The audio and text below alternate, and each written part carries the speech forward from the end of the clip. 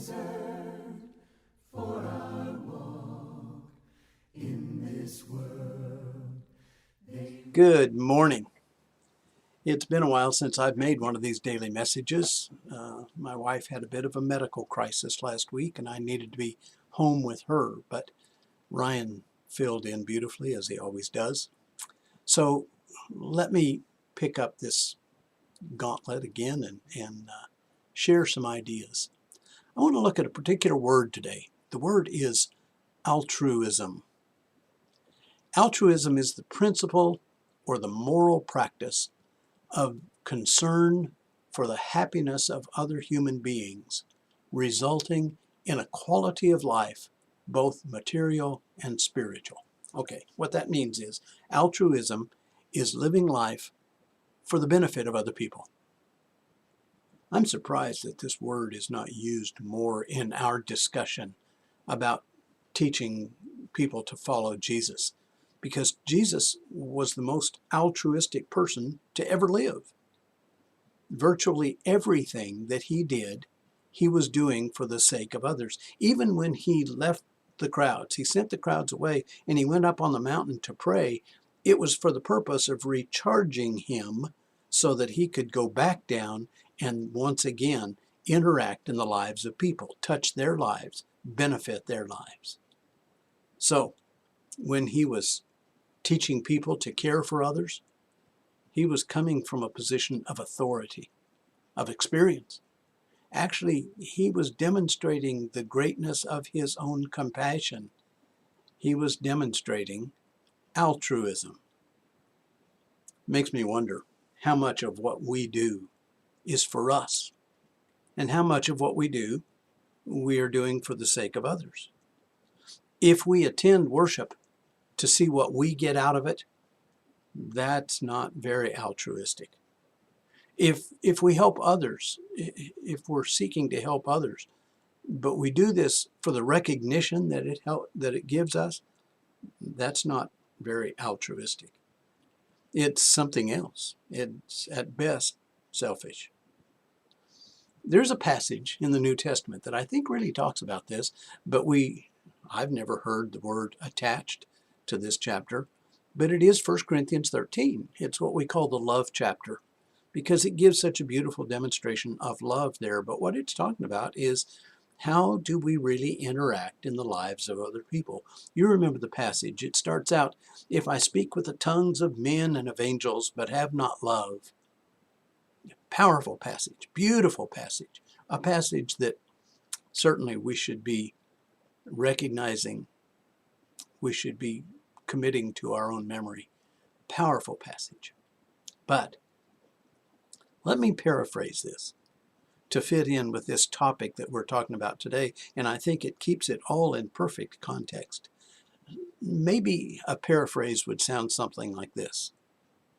If I speak in all sorts of languages, but I do it for my own glory, I'm just making noise. If I have the gift of prophecy, and I know all mysteries and have all knowledge, and if I have all faith so as to remove mountains, but I do this to show how great I am, it's still nothing but selfishness.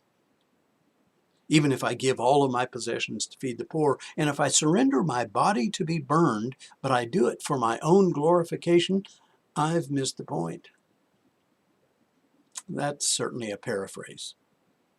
But you get the point. We're looking at a selfless life that we are being guided to live. As Christians, altruism is truly the point of our living. We are here, yes, we are here to obey God, but we're here to do things for the benefit of other people.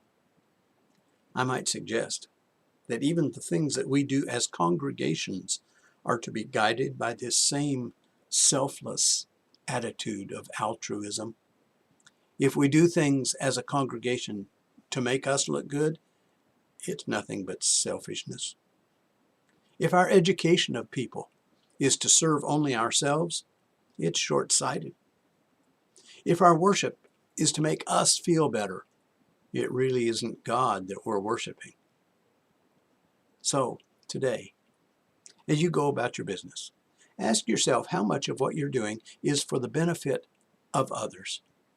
I would urge you to read Philippians chapter 2.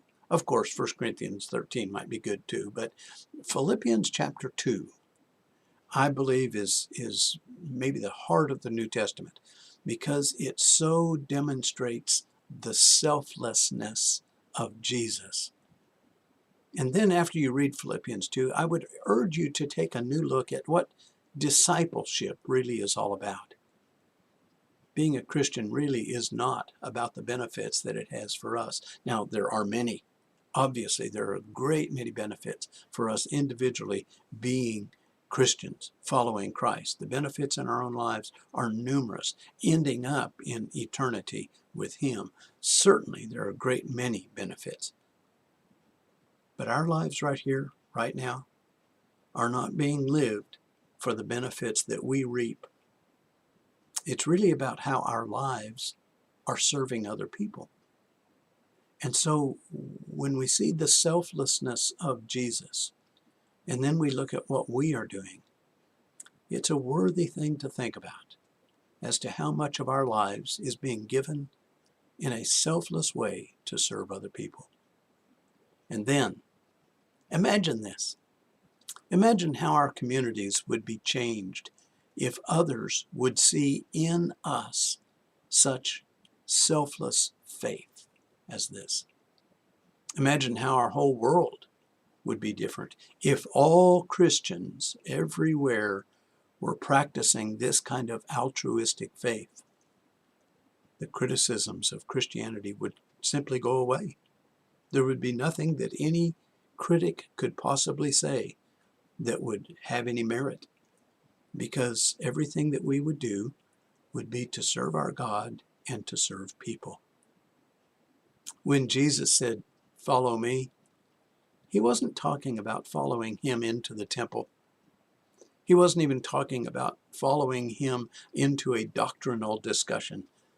He was telling us to follow Him into the lives of other people. What a wonderful honor He's given us. What an altruistic faith He has set before us. Pursue this today. Think about this today. And your day's going to be great. Bye. They resound with God's own heart. Oh, let the ancient words impart. Words of life, words of hope.